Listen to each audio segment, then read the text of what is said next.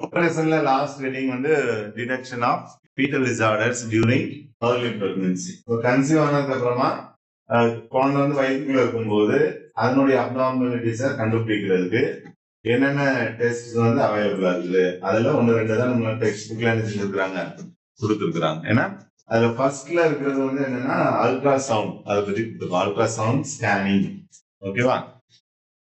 இந்த அல்ட்ராசவுண்ட் பத்தி சொல்லும்போது ultrasound has no known risk other than mild discomfort due to pressure from the transducer on the abdomen or vagina. கொடுத்துருப்பாங்க. இப்ப இந்த ultrasound scanning பண்ணும்போது டிரான்ஸ்டியூசர்னு ஒன்று இருக்கு டிவைஸ். அதை என்ன செய்வாங்க, அப்டாமினல் ஏரியா மேல வைப்பாங்க அல்லது வஜினல் ரீஜனுக்கு மேல என்ன செய்வாங்க, வைப்பாங்க. அப்படி வைக்கும்போது ஃபீமேல் பாடிக்கு என்ன செய்ய ஒரு லிட்டில் டிஸ்கம்பர்ட் மட்டும் தான் ஏற்படுமே தவிர அதை பயன்படுத்துறதுனால மற்ற எந்த விதமான பாதிப்பும் என்ன செய்யறது இல்லை, வலி அந்த மாதிரி எதுவுமே இருக்கிறது. சரியா? இதுல உள்ள முக்கியமான அட்வான்டேஜ் என்னன்னா there is no radiation. சரியா? no radiation is used during this procedure. நீங்க மத்த டெஸ்ட் எல்லாம் பண்ணீங்கன்னா எக்ஸ்ரே அந்த மாதிரி எல்லாம் போனீங்கன்னா உங்களுக்கு அதுல என்ன இருக்கும், ரேடியேஷன் அப்படிங்கறதுலாம் இருக்கு இல்லையா? ஆனா இங்க வந்து அந்த மாதிரி எதுவுமே கிடையாது. no radiation is used during this procedure. ஓகேவா? அடுத்து வந்து என்னன்னா அதுல அந்த பேராகிராஃப்ல கடைசி ஒரு 2 லைன் 3 லைன்ல என்ன கொடுத்துருப்பாங்க அப்படின்னா what are the advantages of using ultrasound scan. இதை பயன்படுத்துறதுனால நம்மளுக்கு என்ன யூஸ் அப்படிங்கிறது நம்மளுக்கு என்ன செய்யணும் தெரியும். ஏன் வந்து அல்ட்ராசவுண்ட் பண்றாங்க அப்படிங்கிறது நம்மளுக்கு என்ன செய்யணும் தெரியும். ஒண்ணு வந்து என்னன்னா டேட்டிங்னா இப்போ கன்சீவ் ஆனதுல இருந்து எவ்வளவு நாள் ஆயிருக்குது அப்படிங்கறத நம்ம என்ன செஞ்சுக்க முடியும், தெரிஞ்சுக்க முடியும். அந்த எம்பியோ வச்சு டாக்டர் ஓரளவுக்கு அசஸ் பண்ணிடுவாங்க. அடுத்து determination of the number of foetuses. சில பேருக்கு சிங்கிள் ஃபீட்டஸ் இருக்கும், சில பேருக்கு ட்வின்ஸ் இருக்கும், சில பேருக்கு 3 இருக்கும் இல்லையா? அப்ப எத்தனை எம்பிரியோ வந்து அங்க டெவலப் ஆயிருக்குது அப்படிங்கறத நம்ம செஞ்சுக்கலாம், தெரிஞ்சுக்கலாம். சொல்ல புரியுதா? அடுத்து assessment of early pregnancy complications. அந்த எம்பிரியோ வந்து கரெக்டா இருக்குதா, கரெக்டா வளருதா, கரெக்டான இடத்துல இருக்குதா, இந்த மாதிரி விஷயங்களை என்ன செஞ்சுக்கலாம், நீங்க இந்த ஸ்கேனிங் பண்றதுனால தெரிஞ்சுக்கலாம். புரியுதா?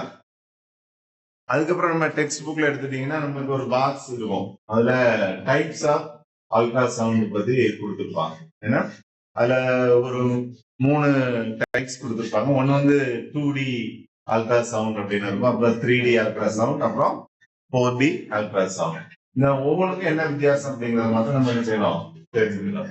ஓகேவா? இப்போ 2D ultrasound scanning, we get only the flat image of the fetus. புரியுதா? உள்ள இருக்கக்கூடிய fetus உடைய flat image தான் நமக்கு என்ன செய்யும், இந்த 2D ultrasoundல கிடைக்கும். புரியுதுங்களா? 3D போனீங்கன்னா so we get the width அப்புறம் height அப்புறம் depth of the image of the fetus. அது உனக்கு கிடைக்கும். புரியுதா? அந்த அதனுடைய வித் எவ்வளவு, ஹைட் எவ்வளவு, டெப்த் எவ்வளவு, அந்த மாதிரியான டீடைல்ஸ் ஃபுல்லாவே நம்மளுக்கு என்ன செய்யும், இந்த 3D அல்ட்ராசவுண்ட்ல கிடைக்கும். புரியுதுங்களா? நம்மளுக்கு ஒரு 3D இமேஜ் பாக்குறதுக்கும் சாதாரண இமேஜ் பாக்குறதுக்கும் உனக்கு வித்தியாசம் தெரியும். 3D எல்லாம் பாத்துருக்கீங்களா? சோ அந்த மாதிரி தான் இங்க ஒரு நல்ல வியூஸ் உனக்கு காமிக்கிறேன். இது முடிஞ்ச பிறகு அந்த 2D வியூஸ் எப்படி இருக்கும், 3D எப்படி இருக்கும், 4D எப்படி இருக்குங்கிறத நம்ம பார்க்கலாம். 4D வியூஸ்ல என்ன கிடைக்கும் அப்படின்னா அந்த பேபியோடைய ரியல் மூவ்மெண்ட். சரியா? அந்த மூவ்மெண்ட் வித் 3D இமேஜோட கிடைக்கும். வயிற்றுக்குள்ள இருக்கக்கூடிய குழந்தையுடைய மூவ்மெண்ட் எப்படி கிடைக்கும், நமக்கு 3D இமேஜோட கிடைக்கும். அதுதான் என்னது, இந்த 4D அல்ட்ராசவுண்ட். சொல்ல புரியுதா? ரைட். இவ்வளவு தான் இந்த அல்ட்ராசவுண்ட்ல கொடுத்துருக்கக்கூடிய டீடைல்ஸ். புரியுதா? நல்லா கவனிச்சுக்காங்க.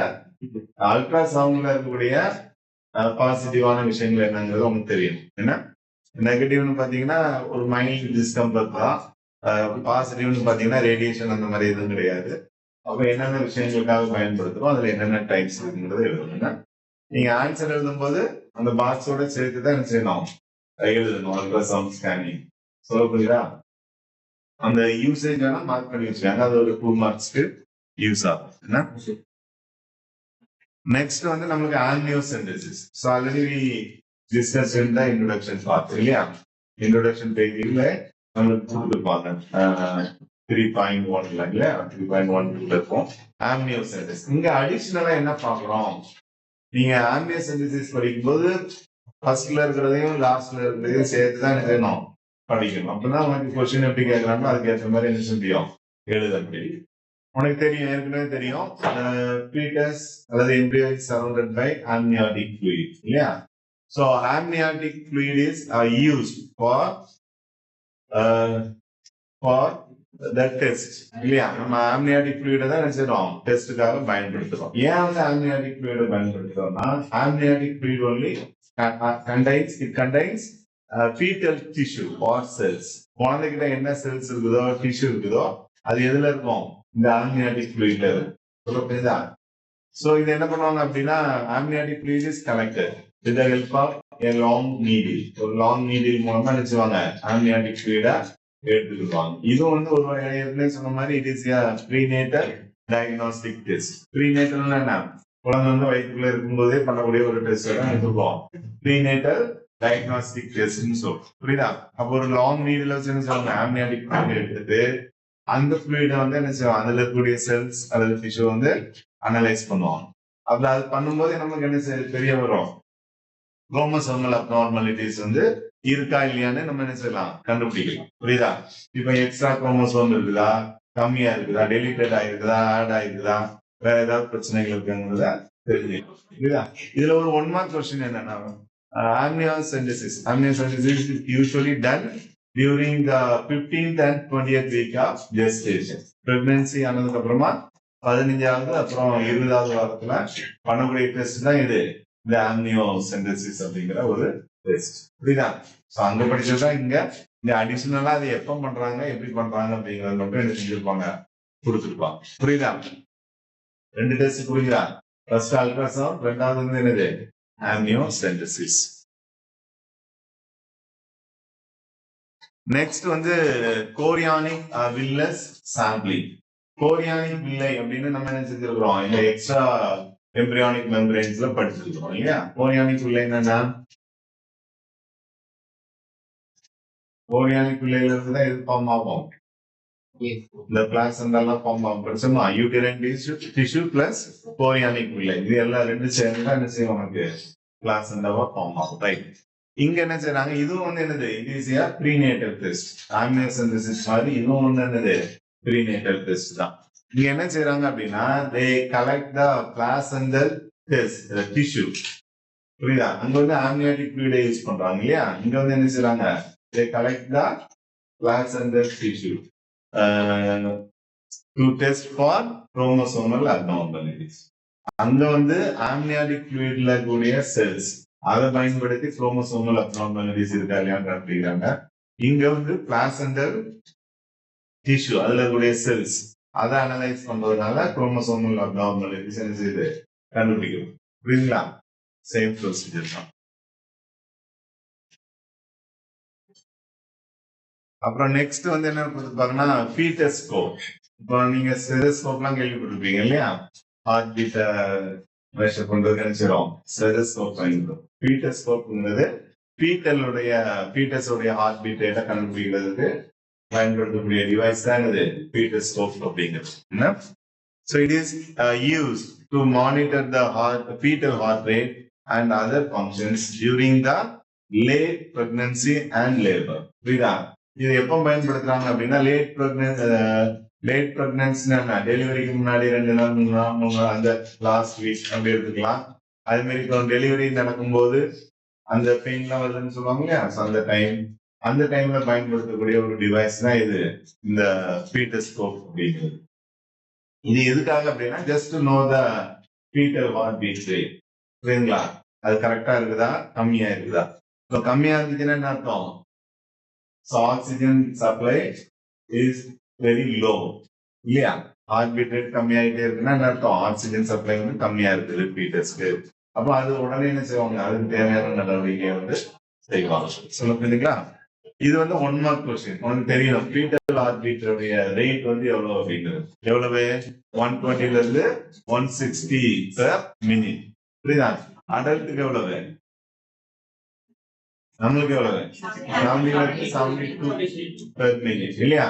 ஸோ அது தட் இஸ் டிபெண்ட் ஆக்டிவிட்டி. இது வந்து ஆவரேஜா சொல்லுவோம். இப்போ நீங்க ரன்னிங்லாம் முடிச்சுட்டு வரீங்கன்னு வச்சுக்காங்க, அப்போ ஹார்ட் பீட் ரேட் அதிகமா இருக்கும் இல்லையா? ஏதாவது அகெயின்ஸ்ட் போயிட்டு வரீங்கன்னா ஹார்ட் பீட் ரேட் அந்த டைம்ல என்ன இருக்கும், அதிகமா இருக்கும். அதை வச்சு நம்ம அனலைஸ் பண்றது ஆவரேஜா எவ்வளவு இருக்குங்கிறது.